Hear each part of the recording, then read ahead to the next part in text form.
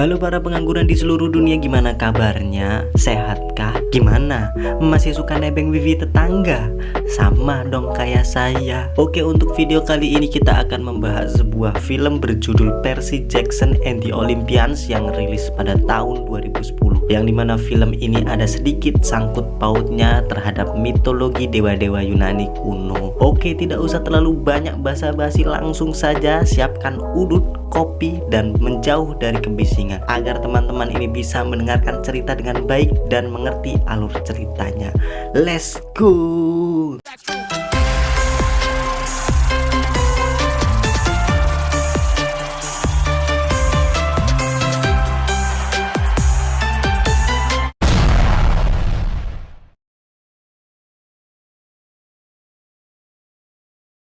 Di awal cerita kita diperlihatkan dua orang pria yang sedang bersih tegang, yang ternyata mereka berdua adalah Zeus dan Poseidon.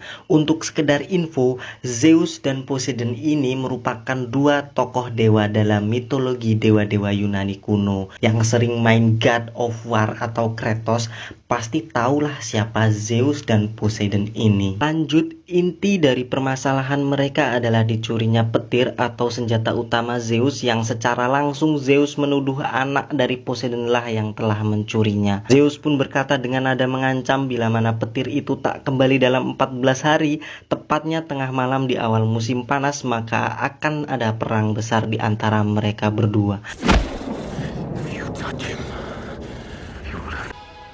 Or there will be war. Dan inilah Percy Jackson and the Olympians.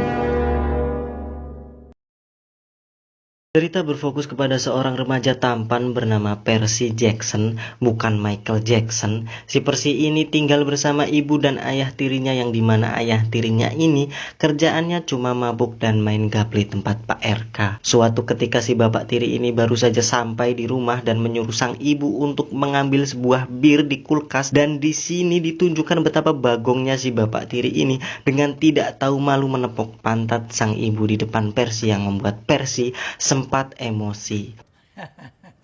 Oh, come on, man. You have to do that right here? Sempat terjadi ketegangan antara mereka berdua, tetapi apa mau dikata, mereka hanya menumpang di rumah si bapak tiri yang koplok ini. Why do you stay with that pig? He smells like a sewer.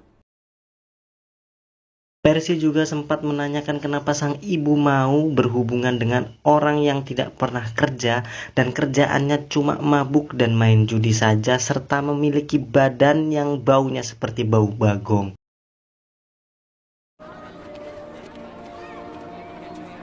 Tapi si Percy tetap menjalani aktivitas layaknya remaja pada umumnya. Dan si Percy ini ada suatu bakat terpendam dalam bidang berenang, yaitu bisa menahan napas dalam air untuk waktu yang cukup lama. How long was that? 7 minutes. 7 minutes. Dan di sekolah Percy mempunyai teman akrab bernama Grove. Ini cungurnya, dimana si Grove ini mempunyai kelainan pada kakinya yang membuat si Grove harus memakai tongkat dalam setiap aktivitasnya.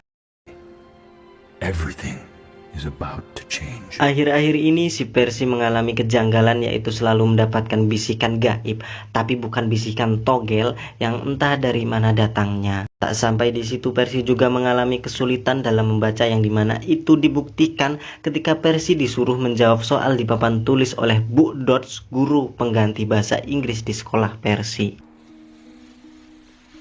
I'm sorry, I don't know. Suatu ketika sekolah Percy mengadakan kunjungan ke sebuah museum yang berisi replika dewa-dewa mitologi Yunani kuno. Ada Pak Brunner di sini, di mana Pak Brunner ini juga salah satu guru Percy di sekolah. Dia pun menjelaskan kisah para dewa Yunani kuno. Brothers Zeus, Poseidon, and Hades were half god, half human. Tapi di sela-sela penjelasan Pak Brunner, si Bu Dodge mengajak Percy untuk ke belakang dikarenakan ada yang ingin dibicarakan. We need to talk. Okay. Baru saja mau memulai perbincangan, Bu Dodge malah sudah ada di atas Tiger, dan tiba-tiba Bu Dodge berubah menjadi manusia kalong yang mempunyai 6 sayap, yang dimana Bu Dodge kalong ini memaksa Percy untuk memberikan petir padanya. Tetapi datanglah Pak Brunner dan Grove untuk menolong Percy. Release him or I swear I'll tear you to pieces! Percy pun masih tampak bingung dan shock berat karena peristiwa tadi, dan Pak Brunner menyarankan Percy untuk menemui ibunya dan Percy diberikan sebuah pulpen untuk berjaga diri. Kenapa kok pulpen? Pedang gitu loh. This is a pen. This is a pen. Bergegaslah mereka ke rumah untuk menemui si ibu Percy. We gotta warn your mom. Come on, Percy. Like right now. Dan terungkap fakta bahwasanya si Percy ini adalah seorang Olympian atau sebutan untuk manusia setengah dewa. Percy, this is about your father. Yang ternyata bapaknya si Percy ini adalah Poseidon atau dewa laut. Diantarkannya si Percy ke sebuah perkemahan atau camp tempat para Olympian berlatih, tetapi tiba-tiba ada seekor sapi terlempar tepat di depan mobil mereka yang menyebabkan mobil mereka terguling dengan mereka bertiga di dalamnya. Percy! Mom, you alright? Ternyata pelakunya adalah seekor minotaur atau sebutan untuk manusia berkepala sapi. Entah apa tujuan si minotaur ini sampai hampir mencelakakan mereka bertiga. Why are you taking your pants off? What are you doing? Di saat situasi mendesak, si Grove ini malah membuka celananya, yang ternyata si Grove ini adalah seekor satir atau manusia setengah kambing. Berlarilah mereka menuju perkemahan walaupun sempat dilempar mobil oleh si sapi, namun akhirnya sampailah mereka di depan pintu perkemahan. Mom, what are you doing? Tetapi ada masalah lagi, yang ternyata yang bisa memasuki pintu perkemahan hanyalah para dewa dan manusia berdarah campuran dewa, menyebabkan sang ibu tertangkap si sapi dan harus meninggoy saat itu juga.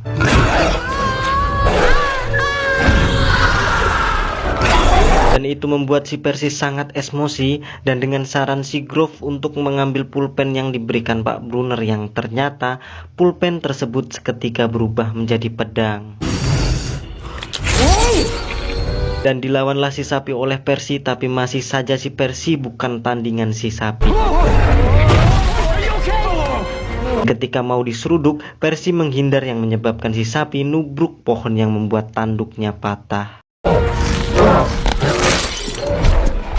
Dan dengan insting membunuhnya, si Percy ini mengambil potongan tanduk si sapi dan menusuk si sapi tepat di bagian dada si sapi, yang menyebabkan si sapi is dead saat itu juga.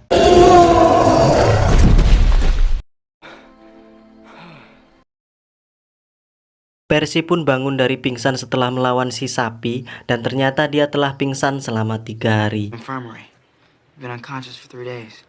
3 days? Half meaning what? I think you know. Adaptasi mulai dilakukan Percy di camp Olympian dan melihat berbagai jenis latihan para Olympian. Dan si Grove memberitahu penyebab mengapa Percy ini mengalami kesulitan membaca tulisan dikarenakan refleks otak Percy itu selalu berhubungan atau terkoneksi dengan aksara Yunani. That's because your brain's hardwired for ancient Greek, not English. Dan di sini Percy melihat seorang perempuan bernama Annabeth yang sering dipanggil Annie. Ini orangnya yang membuat Percy ada rasa lope-lope. Dan Annabeth adalah putri dari Dewi Athena atau putri dari Zeus, yang berarti si Annie ini adalah cucu dari Zeus. What's her name? Dan lebih membagongkannya lagi saat si Grove dan Percy ini lagi melihat-lihat segerombolan centaur atau manusia setengah kuda, yang dimana salah satunya adalah Pak Brunner. Sangat mengejutkan sekali. Have a real horse's ass. Ketika si Grove, Percy, dan Pak Brunner sedang berjalan-jalan, si Grove diawe-awe oleh sekumpulan cewek yang hanya memakai bikini. Mereka adalah anak-anak dari Aphrodite atau Dewi Cinta. Tentu saja si Grove dengan jiwa kambingnya lebih memilih untuk berkumpul dengan para wanita itu untuk menyenangkan si Johnny-nya. Hey, baby! Dan Pak Brunner meyakinkan si Percy bahwasanya dia memang benar anak dari Poseidon. Dan alasan mengapa si ibu menikahi ayah tiri si Percy yang bau bagong itu adalah agar bau darah si Percy yang setengah dewa itu tidak diketahui oleh 2 saudara dari ayahnya, yaitu Zeus dan Hades. Ternyata 3 saudara itu tak pernah akur dan ingin saling menjatuhkan satu sama lain. His pungent odor masked the smell of your blood. Hari pertama latihan Percy pun tiba, di mana dia bergabung dengan tim biru yang dipimpin oleh Luke, putra Hermes, dewa pembawa pesan. I'm Luke. Son of Hermes and camp leader.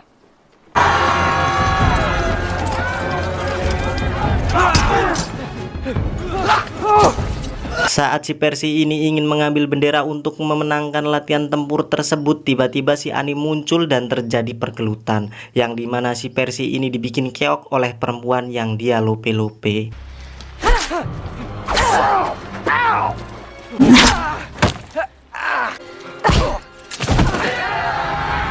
Percy pun harus menerima beberapa luka di tubuhnya akibat tebasan pedang si Annie yang membuat si Percy setengah mati. Tiba-tiba bisikan gaib muncul dan menyuruh si Percy ini untuk mendekati air. Dan ternyata setelah menyentuh air, luka-luka Percy seketika sembuh dan memberikan kekuatan untuk si Percy.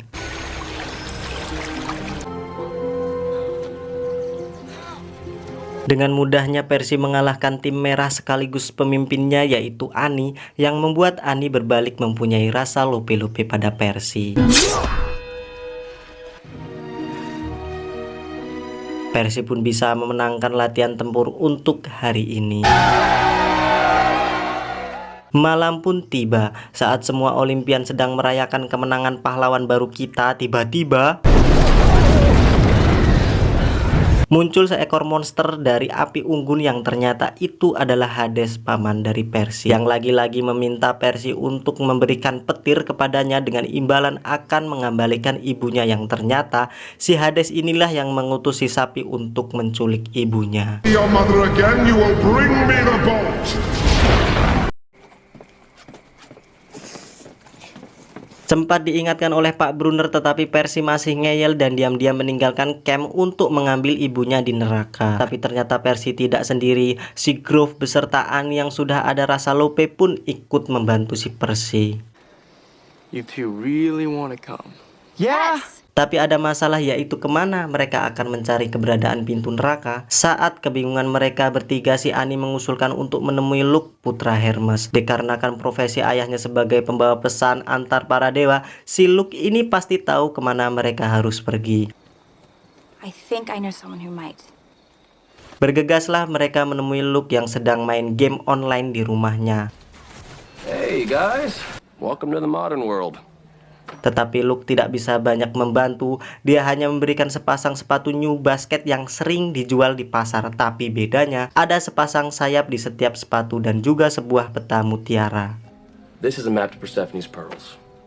Persephone? Luke berkata, masuk neraka itu mudah, keluarnya yang sulit. Dan peta ini menunjukkan di mana keberadaan mutiara, yang dimana mutiara ini digunakan untuk keluar dari neraka dengan mudah. Dan Luke juga memberikan sebuah perisai untuk melindungi si Percy.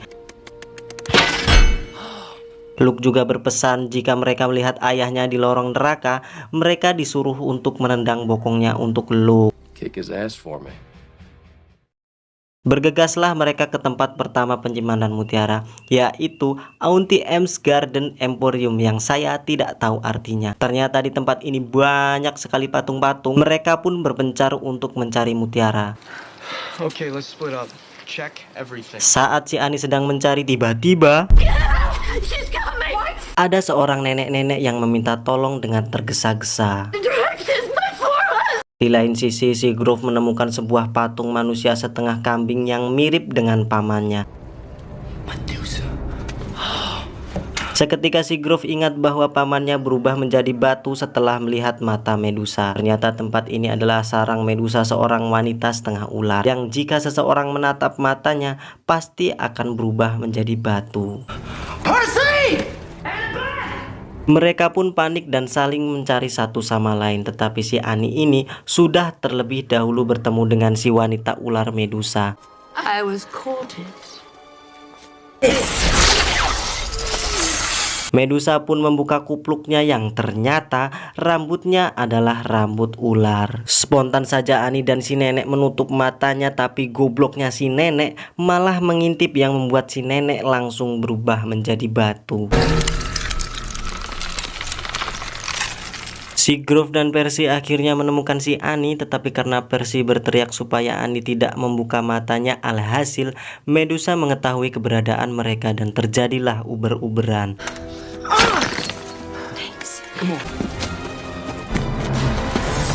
Dengan cerdik Percy memenggal kepala si Medusa dari belakang saat Medusa sedang bercermin dengan handphone si Percy. Ternyata mutiara yang mereka cari tersemat di gelang sang wanita ular. Mereka pun mengambil mutiara itu dan tak lupa juga membawa kepala Medusa karena mungkin kepala itu akan berguna nanti. Mereka pun melanjutkan mencari mutiara kedua yang dimana mutiara itu berada di sebuah museum replika kuil Athena. Ternyata mutiara itu berada di mahkota patung Athena yang tingginya 30 kaki. Dan juga situasi pada saat ini masih siang hari dan ramai pengunjung, jadi mereka memutuskan untuk mengambilnya malam hari. We'll come back after this place closes. Come on, follow me. Malam pun tiba, mereka masuk tetapi masih ada petugas kebersihan yang melakukan aktivitasnya di sana. Tak kehabisan akal, Annie pun mengeluarkan senjata sejenis panah untuk membius para petugas kebersihan. Si Percy menggunakan sepatu pemberian dari Luke untuk terbang dan mengambil mutiara. Setelah mendapatkan mutiara, tiba-tiba para petugas itu sudah sadarkan diri, tetapi mereka mengucapkan kata yang sama, yaitu meminta petir kepada si Percy. Yang ternyata mereka adalah Hydra, seekor ular berkepala banyak yang bisa menyemburkan api. Dan terjadilah pergelutan antara mereka dan Hydra. Percy pun sempat memenggal kepala si ular, tetapi itu malah membuat masalah yang baru, yang dimana setiap kepala yang terpenggal akan tumbuh menjadi 2 kepala. Saat terpojok dan hampir gosong, si Grove mengeluarkan kepala Medusa dan membuka kacamatanya yang otomatis membuat si ular langsung jadi batu.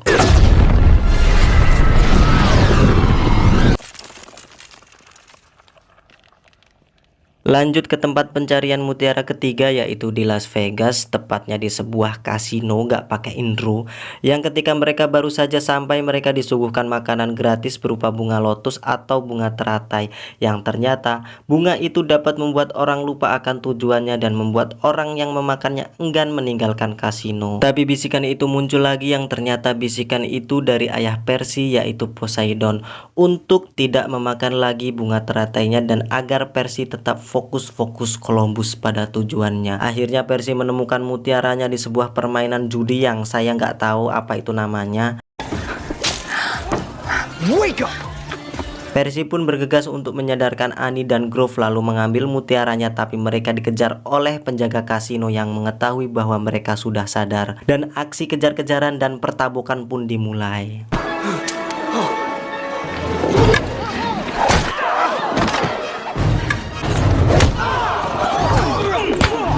Tapi mereka bisa lolos dari kejaran menggunakan mobil pajangan milik kasino gak pakai intro, yang tentu itu pasti mehong harganya. Tanpa ada rasa takut rusak, mereka bertiga menabrakkan mobil properti perusahaan film ini ke pintu keluar kasino. Sekarang yang jadi masalah adalah waktu mereka yang sudah tinggal 1 hari lagi, yang ternyata mereka menghabiskan 6 hari di dalam kasino itu. Bergegaslah mereka ke tempat pintu gerbang neraka yang ternyata itu berada di Hollywood. Dengan mengucap password yang ada di coretan papan Hollywood, pintu neraka pun terbuka. Di sini yang pertama kali mereka temui adalah seorang pria pendayung gondola atau getek yang bertugas mengantar roh-roh orang mati menuju neraka, di mana mereka disuruh mati dulu baru bisa diantar masuk neraka. Die and come back. Tak kehabisan akal, si Grove mencoba menyuap si tukang getek dengan 3 lembar uang $170, yang tentu saja itu tak berhasil, malah uang $170 itu harus hangus dibakar si tukang perahu. Tapi Percy mencoba menyuapnya dengan koin emas Yunani dan ternyata itu berhasil. Climb aboard. Diantarkanlah mereka ke istana Hades, tetapi baru saja masuk mereka sudah dihadang oleh anjing-anjing Hades. Tapi itu dihentikan oleh seorang perempuan yang merupakan istri Hades yang bernama Waginem. Bukan, namanya Persephone, tapi biar mudah panggil saja dia Waginem. Dan sepertinya Waginem tertarik kepada si Grove dan ingin mencicipi torpedo kambing milik Grove. Diantarkanlah mereka menemui Hades yang ternyata Hades mirip dengan Mick Jagger dari segi wajah dan penampilan. Tetapi dikarenakan si Percy ini tidak mempunyai petir, itu membuat Hades marah dan mengancam akan membinasakan ibu Percy. Seketika itu Percy berlari mendekati ibunya dan tak sengaja menanggalkan perisainya yang ternyata di dalamnya ada petir Zeus. Terungkap fakta bahwasanya pencuri petir adalah Luke, putra Hermes. Tetapi walau Hades sudah mendapatkan apa yang dia inginkan, tetap saja mereka akan dijebloskan ke neraka. Tetapi Waginem ini mengalihkan perhatian si Hades dengan menyeruput cungurnya dan merebut petir dari tangan Hades. Alright, come on. Dengan tidak segan-segan Waginem menyetrum Hades dengan petir yang ada di tangannya. Yang ternyata si Waginem ini tidak pernah menyukai Hades dikarenakan Hades kasar dan kejam. He's cruel and abusive. Petir pun dikembalikan kepada Percy dan ketika akan pergi mereka hanya memiliki 3 mutiara. Sedangkan jumlah mereka sekarang 4 orang dengan ibu Percy. Each pearl transports only a single pearl. Saat perdebatan siapa yang akan tinggal di neraka, Seagrove mengajukan diri agar dia tetap di neraka. Yang ternyata ada niat terselubung Seagrove, yaitu melakukan pergenjotan dengan Waginem yang dari awal memang ingin mencicipi torpedo kambing milik Grove. Mereka pun menginjak mutiara itu dan menuju Olympus yang ternyata gerbangnya berada di gedung Empire State Building. Tetapi ketika akan masuk, si Luke datang untuk menghentikannya dan terjadilah pergelutan di antara mereka berdua. Too late, because I'm returning the bolt to Zeus right now.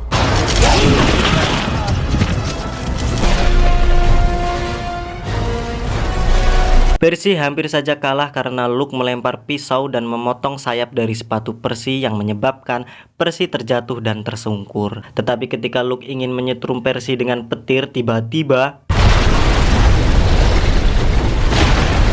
Percy menggunakan kekuatannya dengan mengeluarkan berliter-liter air dari toren yang ada di dekat mereka dan menenggelamkan Luke di dalam air tersebut.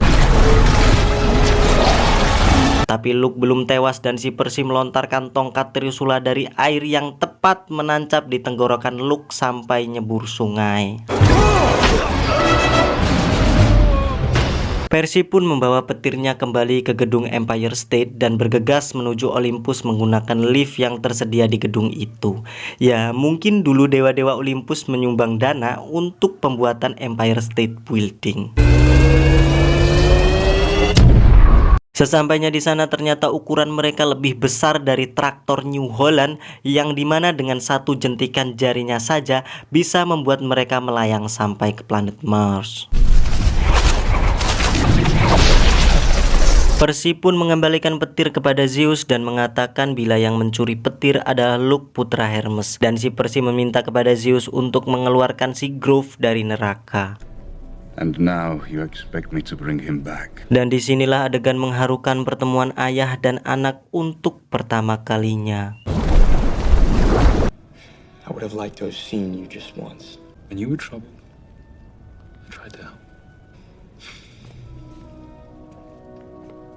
Dan di akhir cerita Percy kembali ke camp Olympian diantar oleh ibunya dan sang ibu bercerita sekarang dia sudah tidak tinggal lagi bersama ayah tirinya yang bau bagong. Gonna miss you. Me too. Dan si Percy kembali dengan teman yang sama yaitu si kambing, tapi dengan tampilan yang berbeda karena si kambing sekarang sudah mempunyai tanduk. I got my horns! Oh, I see. I've seen them the whole time. Look at that thing. Dan ini dia yang ditunggu pertemuan Percy dan si Annie yang saya mengira bakalan ada sebuah penyeruputan, ternyata malah zong. Dan film pun mamat, ending yang menganikkan.